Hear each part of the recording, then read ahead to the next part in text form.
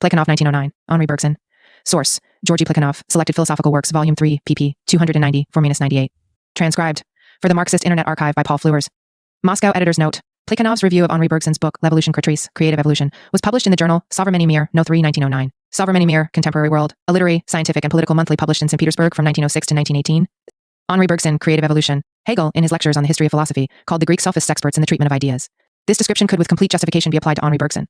He is a real expert in this field. In this respect, he leaves very far behind him Ernst Mach, who is now fashionable here in Russia. Mach is clumsy in most things, even when he is right. Henri Bergson almost always astonishes us with his adroitness, even when he is in the wrong. It is impossible to read him without pleasure, just as it is pleasing to watch the performance of a gymnast at the top of his profession. Henri Bergson also resembles the sophists in this respect, that the positive result of his exceptionally skillful exercises in logic is extremely meager. More than that, this result is a negative quantity when Bergson tries to look at the fundamental questions of metaphysics and epistemology from a new point of view. At first glance, this may appear strange. Naturally, one wonders why a man endowed with great flexibility of thought and possessing in addition extensive and varied knowledge should be intellectually so unproductive. But on closer examination, the reason for this becomes quite clear. Bergson has no love for the beaten paths, he strives to blaze his own trail, and undoubtedly displays no little originality. But nonetheless, his originality is confined to matters of detail only, although sometimes his efforts here are truly remarkable. In general, however, he is incapable of freeing himself from the tendency to idealism, now prevalent among philosophers. This tendency to idealism, from whose influence Bergson cannot escape in spite of all his originality, finally reduces to zero all the results of his investigations, quite remarkable in their own way. He is truly a victim of his own inability to make an end of his idealism. In this sense, his example is extremely instructive. In order better to explain the significance of this example, we shall draw the reader's attention to what might be described as the materialist element in Bergson's views. Here, for instance, on page 99 of his Creative Evolution, we read, "The vegetable manufactures organic substances directly with mineral substances. As a rule, this aptitude enables it to dispense with movement and consequently with feeling. Animals, which are obliged to go in search of their food, have evolved in the direction of locomotor activity, and consequently of a more and more ample, more and more distinct consciousness." P99.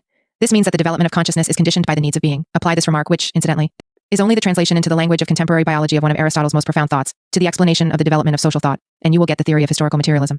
Bergson indeed comes quite close to this theory. It might even be said that he is one of its followers. He writes, "As regards human intelligence, it has not been sufficiently noted that mechanical invention has been from the first its essential feature. That even today our social life gravitates around the manufacture and use of artificial instruments. That the inventions which, like milestones, mark the road of progress have also traced its direction." pp. 118-19. This is one of the basic principles of historical materialism, but as will be seen by the reference in the footnote on page 119, Bergson was familiar only with the very vulgar variety of historical materialism represented by P. Lacombe in his book Sociological Foundations of History. Marx's historical materialism has remained quite unknown to Bergson, otherwise he would not have credited Lacombe with something that had been done much earlier and better by Marx. Being unfamiliar with historical materialism in its classical formulation, Bergson could not grasp the proper significance of the changing succession of relations of production in the process of development of human society. He thought that, in thousands of years when, seen from a distance, only the main lines of the present age will still be visible, our wars and our revolutions will count for little. Even supposing they are still remembered, but the steam engine, and the procession of inventions of every kind that came in its train, will perhaps be spoken of as we speak of the bronze or of the chipstone. It will serve to define an age. P and 92 narrow a view. No two revolutions are alike. But as for revolutions and relations of production, characterizing, in their totality, different modes of production, these are such main lines in the history of social development that they will not by any means count for little to any serious historian. However, that by the way, the main point here is that Bergson defines complete intelligence as the faculty of making and using inorganic instruments, P120, Bergson's italics. This means that the idea of the implements of labor playing a decisive role in the development of mankind has for Bergson an epistemological, and not just a sociological, significance. There is nothing surprising in this. If in all animals in general consciousness is the product of activity, as we have seen above, then it is natural that in man in particular, the faculty of understanding, as Bergson expresses it, is simply an appendage of the faculty of acting, P3, our italics. It cannot be otherwise, for the second idea is no more than a particular case of the first. However, it is also very natural that the theory of cognition acquires a materialist form from this materialist point of view. Action cannot move in the unreal, says Bergson quite rightly, P5. Therefore such current arguments as that we do not know and cannot know the essence of things, that we must stop at the unknowable, and so on, prove to be groundless. A mind born to speculate or to dream, I admit, might remain outside reality, might deform or transform the real, perhaps even create it, as we create the figures of men and animals that our imagination cuts out of the passing cloud. But an intellect bent upon the act to be performed, and the reaction to follow, feeling its object so as to get its mobile impression at every instant, is an intellect that touches something of the absolute. P5. The expression absolute may give rise to misunderstanding. We believe it to be out of place here. But as we have no desire to enter into terminological argument with Bergson, we readily grant that he is right. We could not act upon external nature if it were beyond the reach of our knowledge. This was explained very well a long time ago by the materialist philosophy of Marx and Engels. Let us proceed. Bergson affirms that knowledge becomes relative where activity is directed to industry, as with man, GP, P5. This is also perfectly true. Here again, the conclusions to be drawn are fully materialist. If Bergson had wished to draw such conclusions and follow them through to the logical end, there is no doubt that, with his strong inclination to, and outstanding ability for dialectical thinking, he could have thrown a vivid light on the most important problems of the theory of cognition. But he did not have the least desire to do so. He is a convinced idealist, to whom physics is merely a reflection of the psyche. Consequently, his very promising arguments on the theory of knowledge end in hackneyed nonsense, and instead of new results we receive from him only the old, so familiar idealist petitio principii. Bergson's overpowering prejudice in favor of idealism thwarts the very principles he succeeds in shaping when relying upon his materialist premises. Thus, having stated our faculty of understanding to be a simple appendage of our faculty of acting, he hastens to add on the plea of further analysis that, in reality, there are no things, there are only actions, P211. Our italics. That is very radical, but if it is true, it goes without saying that Bergson has nothing left but to appeal to consciousness, and that is what he does. To him, consciousness is the basic principle, P202. True, he qualifies this by saying that he uses the term consciousness for want of a better word. But we do not mean the narrowed consciousness that functions in each of us, P202. Such a qualification, however, contains absolutely nothing new, and so does not improve matters. Indeed, it confuses them still more. Consciousness of the super-individual type is a myth. Reference to it may satisfy the religious feelings of a believer, but it is positively worthless as the basis for a philosophy which in fact is alien to dogmatism. Returning to his idealist harbor from his materialist excursions, Bergson avers that the intellect has the faculty of knowing reality only from its outward aspect, and that this is not true knowledge. See, for example, p. 167. True knowledge, knowledge of reality from its inward aspect, may be obtained only from a philosophy which steps beyond the limits of the intellect and relies on intuition. There is little need to point out that such thinking opens wide the door to fantasy, advancing the reason that the philosopher must go further than the scientist. P. 317. He makes up a philosophical story whose nature and content may be gathered from the following passage.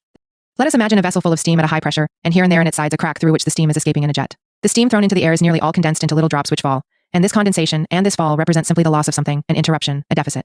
But a small part of the jet of steam subsists, uncondensed, for some seconds. It is making an effort to raise the drops which are falling. It succeeds at most in retarding their fall. So, from an immense reservoir of life, jets must be gushing out unceasingly, of which each, falling, is a world.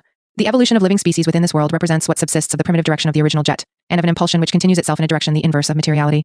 P. 211. Should you remark that this comparison is passe raison like any other, Bergson will at once agree with you. But let us not carry too far this comparison. It gives us but a feeble and even deceptive image of reality, for the crack, the jet of steam, the forming of the drops, are determined necessarily, whereas the creation of the world is a free act, and the life within the material world participates in that liberty. Let us think rather of an action like that of raising the arm. Then let us suppose that the arm, left to itself, falls back, and yet that there subsists in it, striving to raise it up again, something of the will that animates it. In this image of a creative action which unmakes itself, we have already a more exact representation of matter. P. 211. Life is a creative action, and land. Matter is the halting of the land, the cessation of the creative action. We are sure that nowadays many Russian readers will find this both easy to comprehend and profound. We congratulate them heartily and wish them further penetration under Bergson's guidance into the essence of life seen from its internal aspect. To those who are not attracted to the present philosophical fashion for idealism, we shall, in ending this long review, offer the remark that Bergson in his intuitive philosophy makes two great errors. First, the attempt to observe the process of the formation of reality from its internal aspect is condemned in advance to dismal failure. Nothing has ever, or can, come out of it but a dense fog of mysticism. Why? Spinoza gave the answer already in Proposition 23 in Part 2 of his Ethics. Secondly, the process of becoming, about which Bergson has such a lot to say, is understood by him very one-sidedly. The element of existence is utterly missing. This, of course, facilitates the decomposing of the material world into a simple jet, which he advocates in the interests of his mystical idealism. But thereby he transforms dialectics into simple sophistry, as has been made clear from the history of Greek philosophy. Bergson sympathizes with Plotinus, which is quite natural and could not be otherwise. But that Bergson has an attraction for certain theoreticians of French syndicalism is one of the most ludicrous misunderstandings known in the history of philosophical thought, so rich in misunderstandings. It demonstrates the low theoretical level reached by the theoreticians of French syndicalism, so low that, in fact, they cannot fall any lower. Notes. Notes are by plekhanov, except those by the Moscow editors of this edition of the work, which are noted editor, or the MEA, which are suitably noted. 1. On the Combs book, see Appendix 3 to the last edition of my book, The Development of the Monist View on History. 2. One other point should be noted here. By domesticating animals, man acquired for himself organic instruments of labor, yet their domestication is also partly the business of the intellect. This is very important. 3. See my polemic with Conrad Schmidt in the work A Critique of Our Critics. 4. Petitio Principii, assuming the initial point. An argument